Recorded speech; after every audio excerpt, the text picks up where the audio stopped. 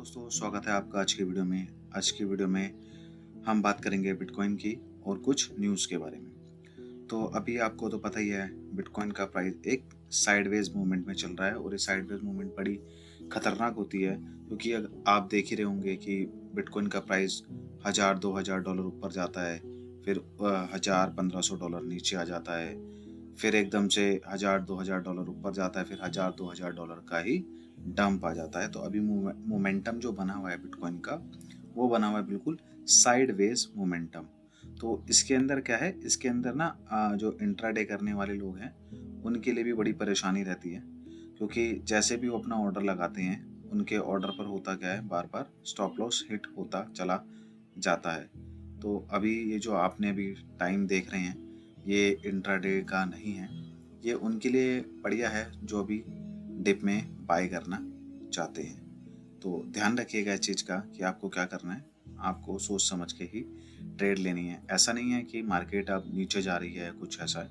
अभी तो बुल्स का सीज़न जो है वो अभी चल रहा है, मतलब 2025 तक अभी ये सीज़न पूरा का पूरा चलेगा और आप बड़े ही आराम से $1,00,000 क्रॉस करता हुआ देखेंगे पीटीसी को, बड़े ही प्यार से। क्योंकि अभी तो पूरा 2025 पड़ा है, तो अभी टेंशन लेने की ज़रूरत नहीं है। एग्जिट करने का भी मार्केट से टाइम नहीं आया है अभी तो, बल्कि मार्केट में एंट्री लेने का टाइम है, क्योंकि अभी किसी भी ऑल्ट कॉइन का प्राइस नीचे ही चल रहा है।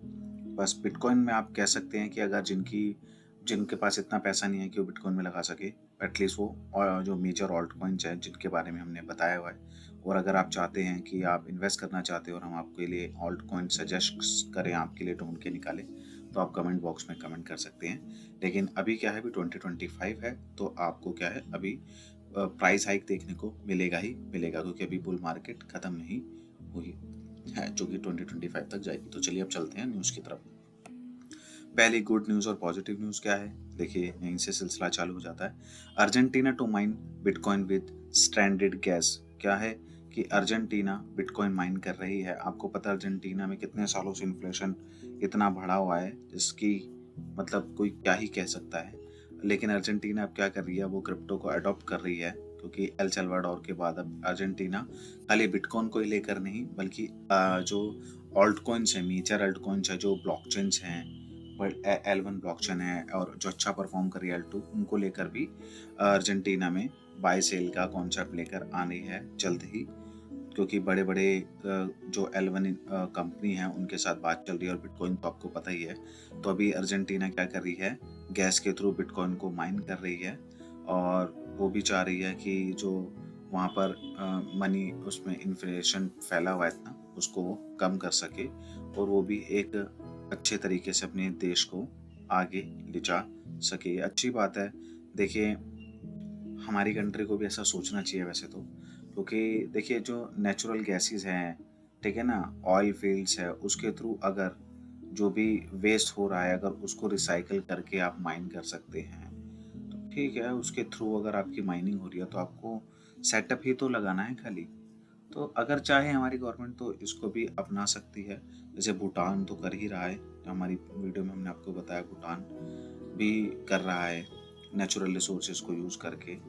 तो चाहे तो बहुत कुछ किया जा सकता है। चलते हैं नेक्स्ट न्यूज़ की तरफ। नेक्स्ट न्यूज़ हमारी है,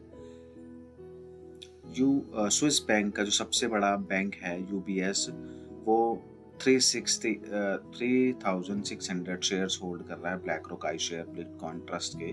तो ये भी बहुत बड़ी बात है कि बैंकिंग सेक्टर भी अब क्या कर रहा है, जो अपना बिटकॉइन ईटीएफ के आई शेयर्स के शेयर्स हैं उसको होल्ड कर रहा है। और ये बहुत बड़ी बात है कि आहिस्ता आहिस्ता बैंकिंग सेक्टर हर कंट्री के अगर ऐसे घुसते जाएंगे इसके अंदर, तो आप समझ सकते हैं अभी मार्केट का नीचे जाना तो सवाल ही नहीं उठता, कि 2025 में अपना तक की तो अपनी बुल साइकिल है ही अभी। अब वो कब खत्म होगी हम आगे आपको अपनी वीडियो में बताएंगे, कि हमारे हिसाब से कब तक, किस महीने तक जा सकती है, वो हम आपके लिए अलग वीडियो बनाएंगे उस कॉन्सेप्ट पे। क्योंकि अभी आपने देखा ये, और अब नेक्स्ट न्यूज़ जो है उसमें है हमारा बैंक ऑफ मॉन्ट्रियल। एक्चुअली में ये कनाडा का बैंक है। इन्होंने भी डिस्क्लोज किया है कि इनकी भी बिटकॉइन की ईटीएफ में होल्डिंग्स है, और ये भी बहुत बड़ी बात है। ये कनाडा का बैंक है। तो देखिए, जैसे कि अब अलग-अलग कंट्रीज़ के बैंक भी इसके अंदर उतर रहे हैं, तो कहीं न कहीं हमारे देश के भी इतने बैंक हैं, उनको भी कहीं न कहीं गो थ्रू करना चाहिए, थोड़ा बहुत तो अपना पोर्टफोलियो इधर भी जस्टिफाई उन्हें करना चाहिए। तो चलते हैं नेक्स्ट न्यूज़ की तरफ। नेक्स्ट न्यूज़ हमारी है एल सल्वाडोर की। एल सल्वाडोर के बारे में तो आपको पता ही है कि वहाँ पर 2021 में बिटकॉइन को एज अ लीगल टेंडर घोषित कर दिया गया था। बिटकॉइन पे वहाँ पर अब आप बाय सेल कर सकते हैं, प्रॉपर्टी खरीद सकते हैं, और कोई भी अगर आप किसी तरीके का बिजनेस करते हैं तो उसके अंदर आप लेन देन बिटकॉइन से कर सकते हैं। तो एल सल्वाडोर के पास अभी 5700 BTC है जो उनकी गवर्नमेंट के पास है, और उन्होंने साथ के साथ एक ऐसी वेबसाइट बनाई है जो कि है प्रूफ ऑफ रिजर्व के लिए, जिसके ऊपर आप जिसके उस पे वेबसाइट पर जाकर एल सल्वाडोर या किसी भी कंट्री का या उनके ही सिटीजन जितने भी हैं वो देख सकते हैं ऑफिशियली, ठीक है ना, ऑफिशियली उनके पास कितने बिटकॉइन होल्ड हैं, उसका वर्थ कितना है, वो कितना बाय कर रहे हैं और कितना सेल कर रहे हैं। तो ये एक तरीके से देखा जाए तो इसे बोलते हैं प्रूफ ऑफ रिजर्व, जो आपकी ट्रेजरी में कितना बिटकॉइन पड़ा है। तो ये भी एक गुड न्यूज़ है। चलते हैं नेक्स्ट न्यूज़ के ऊपर। नेक्स्ट न्यूज़ हमारी है फिलीपींस से। यहाँ पर भी देखेंगे तो एक गुड न्यूज़ है कि central bank give approval to coins.ps to pilot stable coin in की रेमिटेंस मार्केट। तो ये क्या है कि ये भी अपना एक स्टेबल कॉइन बना जा रहे हैं, जिसका एक्सटेंशन कह लीजिए या नाम कह लीजिए coins.ph या .ph ऐसे कुछ करके रख देंगे ये। और इसके थ्रू होगा क्या, ये भी अपने एक स्टेबल कॉइन बना रहे हैं, जिससे कि क्या होगा, जो स्टेबल कॉइन का जो बैक्ड होगा वो फिलीपींस कंट्री का जो कॉइन्स हैं, वहाँ की जो फिएट करेंसी है उससे बैक्ड होगा। तो इसी से पता लगता है कि आहिस्ता आहिस्ता जितनी भी कंट्रीज हैं या वहाँ पर जितने भी बैंक्स हैं कैसे इन्वॉल्व हो रहे हैं अब वेब3 की तरफ, क्रिप्टो करेंसीज की तरफ। तो ये एक अच्छा संकेत है इन एसेट्स के लिए, और जो लोग इनमें अर्ली इन्वेस्टर हैं या फिर अभी राइट टाइम पर इन्वेस्टमेंट अपनी कर रहे हैं, तो आने वाले टाइम में ऑब्वियस है प्रॉफिट कमाएंगे ही कमाएंगे। बस डिपेंड करता है कि अच्छे प्रोजेक्ट के अंदर जाकर वो अपनी इन्वेस्टमेंट डाले। चलते हैं नेक्स्ट न्यूज़ की तरफ। नेक्स्ट न्यूज़ हमारी है bitcoin hash rate dips as miner turn off unprofitable ASIC post halving. Actually में हुआ क्या है, हुआ ये है कि बिटकॉइन का जो हैश रेट होता है वो नीचे की तरफ थोड़ा सा जा रहा है। उसका रीज़न मेन ये है कि अभी आपको पता है हाल्विंग हुई है, और हाल्विंग के बाद क्या होता है, रिवॉर्ड आधा हो जाता है। तो अभी तक जो 900 बिटकॉइन पर डे के आ रहे थे वो 450 हो गए हैं। तो इसके अंदर जिनके बड़े सेटअप हैं उनके लिए तो माइनिंग प्रॉफिटेबिलिटी पर अभी है, क्योंकि उनको प्रॉफिट मिलेगा आगे भी आने वाले टाइम पर भी, क्योंकि उनका सेटअप बड़ा है। बड़े सेटअप में आप क्या है, एटलीस्ट कुछ बिटकॉइन तो आप माइन कर पाएंगे। अब किसी के पास फॉर एग्जांपल के लिए मैं क्या हूँ कि किसी ने 100 माइनर लगा रखे हैं, तो 100 माइनर आगे 4 साल जब अगली हाल्विंग आएगी या अभी बिटकॉइन का प्राइस ऑल टाइम हाई अभी जाएगा 2025 के अंदर, तो तब तक क्या होगा कि, और उसके बाद जब हमारा बियर साइकिल आएगी तो तब देखा जाएगा कि बिटकॉइन का प्राइस जो फॉल डाउन करेगा कितना आकर करता है, जो कि होना चाहिए कंजम्पशन के हिसाब से, जो इलेक्ट्रिसिटी कॉस्ट आप है या फिर तब जब गवर्नमेंट बढ़ा दे या कुछ भी करे, अराउंड 40 से $60,000 तक होना चाहिए। तो तब तक अगर उतना प्राइस रहता है तो बड़े जो माइनर्स हैं उनके लिए कोई भी दिक्कत परेशानी नहीं रहेगी, वो अपने आराम से माइन कर सकते हैं, क्योंकि देखिए उन्होंने कुछ अपना सेव करके भी रखा होगा और वो अपने बिटकॉइन की होल्डिंग को भी रखे हुए हैं, उसे सेल नहीं करें। लेकिन ये दिक्कत जो आ रही है छोटे माइनर्स के पास, ठीक है ना, जिनके पास एक बिटकॉइन माइनर है या फिर 10 माइनर हैं खाली, तो उन लोगों के लिए प्रॉब्लम इसलिए आ रही है क्योंकि उनको क्या अपने खर्चे निकालने के लिए उसको बेचना पड़ रहा है। और ऐसा नहीं है, वैसे एक ही कंपनी, जैसे भैया मैं हूँ फॉर एग्जांपल के लिए मैं आपको बता रहा हूँ, मैंने अपने घर में 1 या 2 माइनर लगा लिए। अब भैया कॉस्ट इतना पड़ रहा है, मेंटेनेंस इतनी पड़ रही है कि मुझे नहीं लग रहा कि अब मेरे को प्रॉफिटेबिलिटी उसमें मिल रही है इतनी, तो मैंने क्या किया, अपना माइनर बंद कर दिया।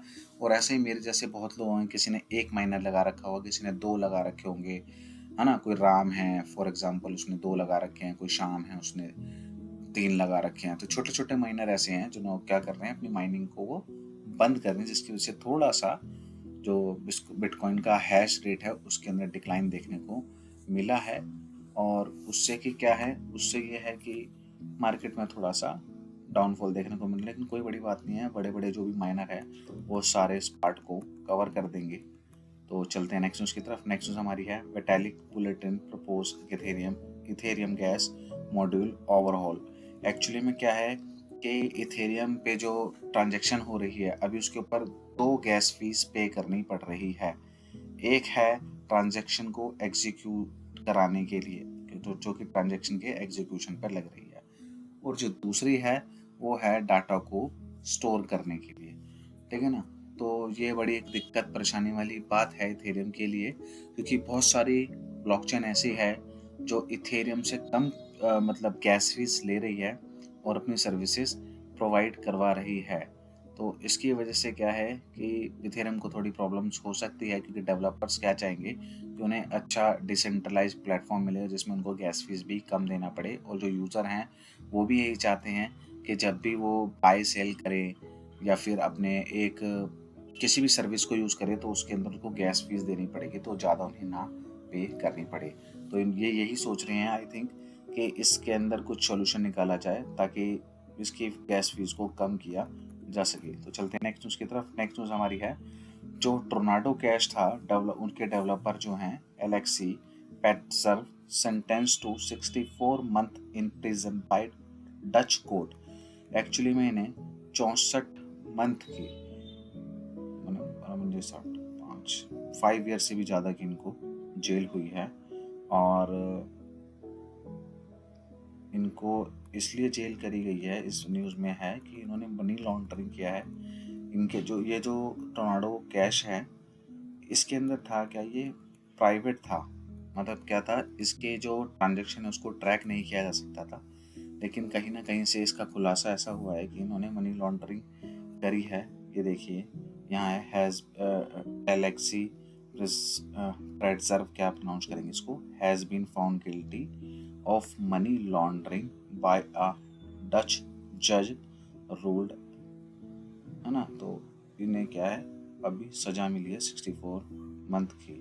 ऑब्वियस है किसी भी कंट्री का जब ये मनी लॉन्ड्रिंग एक्ट है उसको आप ब्रेक डाउन करेंगे तो कहीं ना कहीं आपको उसके सजा का भुगतान तो करना ही पड़ेगा। तो चलते हैं अपनी नेक्स्ट न्यूज़ की तरफ। नेक्स्ट न्यूज़ हमारी है कार्डानो से related. Cardano might be caring up for a really hair wise, क्योंकि कार्डानो में अब ऐसा लग रहा है कि आप एक्यूमुलेट करके रख सकते हैं कार्डानो, क्योंकि बहुत अच्छा L1 प्लेटफॉर्म है और टोटली डिसेंट्रलाइज है। क्योंकि कार्डानो में आपको ऐसी स्कीम भी देखने को नहीं मिलती कि अपना प्राइस बढ़ाने के लिए अपने सप्लाई को बर्न करते हैं। ये कहते हैं कि हमारा सप्लाई एक ही सप्लाई है, जिसके अंदर ऐसा कोई कॉन्सेप्ट नहीं है जैसे कि बिटकॉइन के अंदर है कि उतना ही बिटकॉइन है, उसे ना ही बर्न किया जा सकता ना कुछ किया जा सकता, उसकी सप्लाई से छेड़खानी नहीं की जा सकती। तो ऐसे ही कार्डानो के अंदर भी है। तो इसके अंदर इसके प्राइस में इंक्रीज देखा जा सकता है, क्योंकि स्पेकुलेशन कुछ ऐसी आ रही है कि जो जेमिनी एक एक्सचेंज है जो कि यूनाइटेड स्टेट ऑफ अमेरिका का है, जो कि लिस्ट कर रहा है नहीं कर सकता है एडीए को, ऐसा मार्केट में रूमर चल रहा है। तो देखिए यहाँ लिखा है many industry participation has recently speculated that Cardano native token ADA may soon be listed by the US, यहाँ देखिए by the US based cryptocurrency exchange Gemini. तो देखिए यूएस के अंदर अगर किसी एक्सचेंज के ऊपर कोई कॉइन्स ऐसा आता है तो वैसे आपको पता है यूएस का मार्केट $40 ट्रिलियन तक का जाता है, हाँ। क्योंकि जो भी पूरा मार्केट में, ये नहीं बात कर रहा खाली क्रिप्टो मार्केट का, जो उनका सारा ही भी मार्केट ऐसे अपने शेयर मार्केट होता है, फॉरेन एक्सचेंज है उनका सारा, वो सब कुछ मिला के इतने का ट्रेड होता है उसके ऊपर। तो बहुत बड़ी बात है अगर एडीए वहाँ जाएगा, और जो क्योंकि वहाँ पर क्या होता है, वहाँ पर जो केसेस होते हैं ना कि सिक्योरिटी है, कमोडिटीज़ है, अगर एडीए वहाँ लिस्ट हो जाता है रूल्स रेगुलेशन के अकॉर्डिंग, तो वैसे फिर वहाँ के लोग क्या करते हैं, तभी उन कॉइन्स में ट्रेड करते हैं अगर उनकी गवर्नमेंट उन्हें अलाउ करती है। तो अगर अलाउ परमिशन मिलेगी तभी वो जेमिनी पे जाकर वो होगा, लिस्ट होगा, और लिस्ट होगा तो बाय सेल होगा तो उसमें पैसा आएगा तो एडीए का प्राइस और ज़्यादा ऊपर जाएगा। तो इसलिए क्या है, इसे कह रहे हैं जाइंट व्हेल है जो अभी सोई हुई है और एकदम से ही जागेगी। और चलते हैं आज की लास्ट न्यूज़ की तरफ। लास्ट न्यूज़ है, अब पता नहीं इसमें कितनी सच्चाई है या नहीं है, लेकिन इसको मैंने ट्विटर पर भी देखा था। ये एक्चुअली में क्या है कि INR रुपीज़ का एक बैक्ड स्टेबल कॉइन बनेगा शायद, जो कि बनेगा कार्डानो के ऊपर, ऐसा कुछ आ रहा है ये न्यूज़ के अंदर। तो मैंने कहा चलो डाल लेते हैं, और पॉजिटिविटी तो फैलानी चाहिए मार्केट के अंदर। तो मैं भी चाहूँगा कि हमारा भी एक INR बैक्ड स्टेबल कॉइन हो। ज़रूरी नहीं है कि मतलब अभी आ रहा है या बाद में आ रहा है, लेकिन होना ज़रूरी है, होना चाहिए। चाहे अब इसे कोई भी हमारी ही कंट्री का या फिर कोई जैसे जो एक्सचेंज के जो CEOs हैं, वो चाहे वो इसको स्टेबल कॉइन को बनाएं, बैक्ड करें इंडियन रुपीज़ से। लेकिन अगर होगा तो अच्छा लगेगा इंडियन एक्सचेंज के लिए।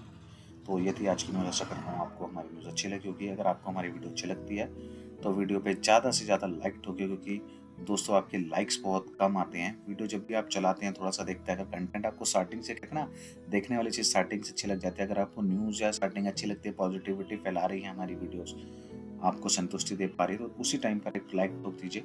और आपकी कोई भी क्वेश्चन क्वेरी के लिए कुछ भी आपको जानना हो तो आप हमारे कमेंट बॉक्स में कमेंट कर सकते हैं, ठीक है।